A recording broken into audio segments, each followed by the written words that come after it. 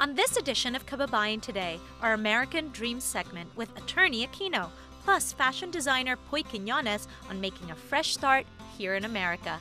That's all next on Kababayan Today.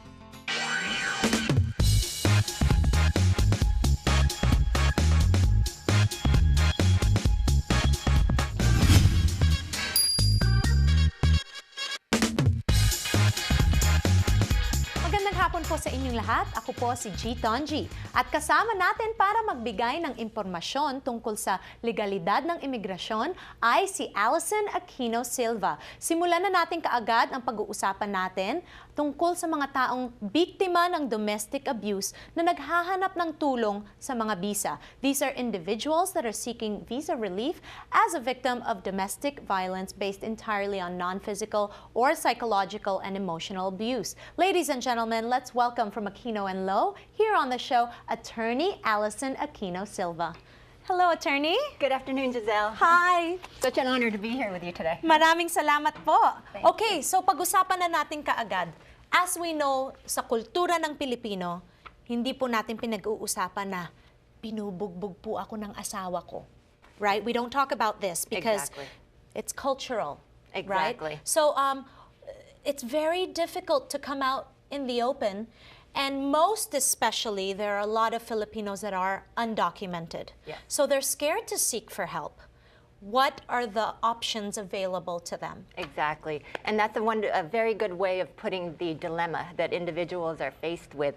And victims of domestic violence, as you point out, they are already suffering because of the abuse that they're encountering, let alone their immigration situation. And what many individuals do not realize is that there are visas that are available for victims of domestic violence.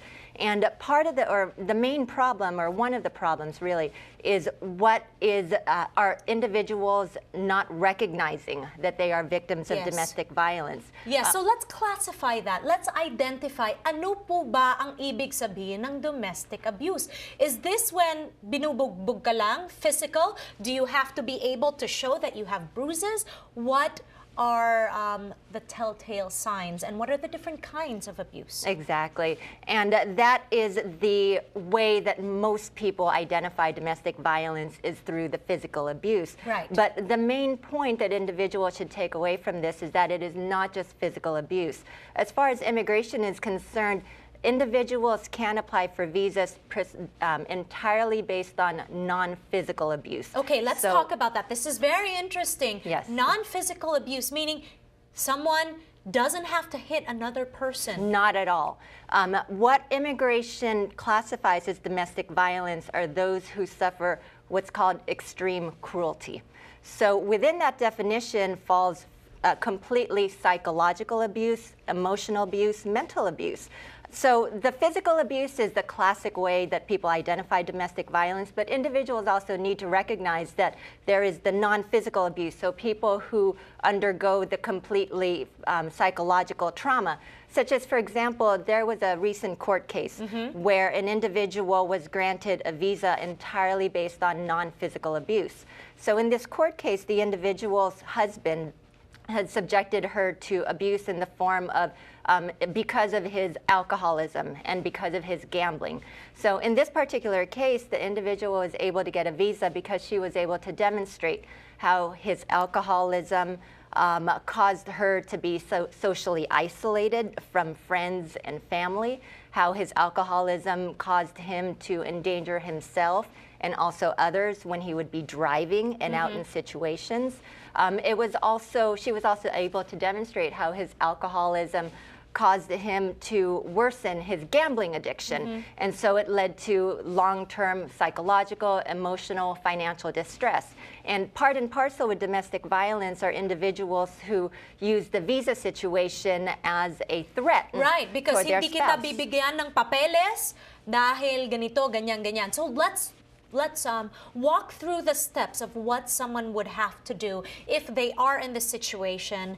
What visas are available to them? So individuals, there's both a green card and also a temporary visa known as a U visa. So wait a minute, you can get a green card even if you're a victim of domestic abuse? Oh, absolutely. Okay. Precisely because immigration knows that you shouldn't have to suffer. Right. You should not have to be stuck in a situation where you think, I need to be with this person so that I can resolve my immigration matter. I see. And what about the U visa? What does that entail? And so the U visa is a temporary visa that is eligible to those who are not married to a U.S. citizen or a green card holder, whereas the green card requires... So you don't even have to be married to someone as long as you're in a relationship with them? Correct. And if you're suffering abuse, either physical or psychological, you're able to get a U visa, which is temporary, but after that, what happens? The U visa eventually can qualify you for a green card. So that's amazing. the first step in legalizing your status.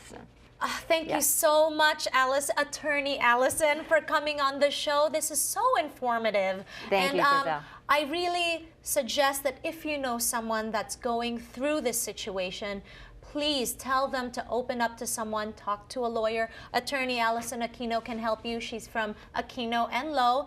And really, you have options available to you. So don't suffer and don't be quiet about it. Maraming salamat for giving us that informative information, because we all need to know about all this. Thank you so much. Thank you, Giselle. All right, when we come back, kasama natin si Puy Quiñones.